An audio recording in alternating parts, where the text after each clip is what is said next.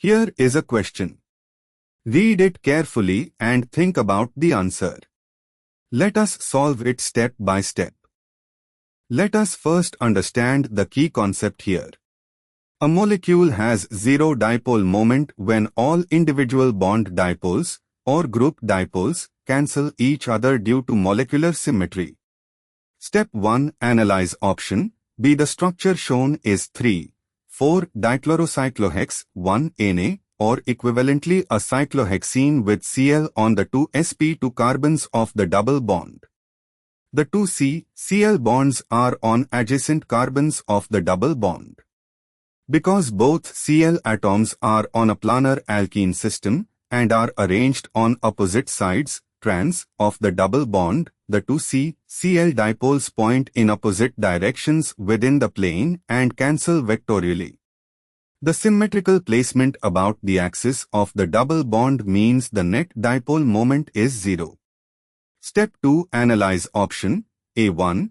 3-dichlorocyclopentane with both Cl groups on wedge bonds, CIS, the two C-Cl dipoles both point in the same direction, same face of the ring, so they add rather than cancel. Net dipole is not equal to 0. Step 3. Analyze option C1, 2, 3 trichlorocyclopropane with all 3 Cl on the same face, all wedge bonds. The dipoles do not fully cancel because the geometry is not symmetric enough to give zero net moment with 3 identical substituents all on the same side. Net dipole is not equal to 0.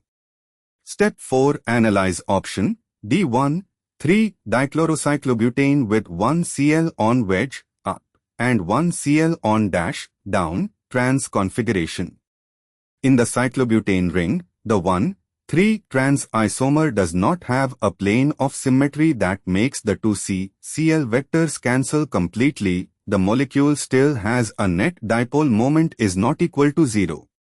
Step 5. Conclusion. Only option B, where the two C-Cl bonds on the alkene carbons are arranged symmetrically, trans on a planar double bond within a ring, results in complete cancellation of bond dipoles, giving a net dipole moment of 0. Therefore, the correct answer is B.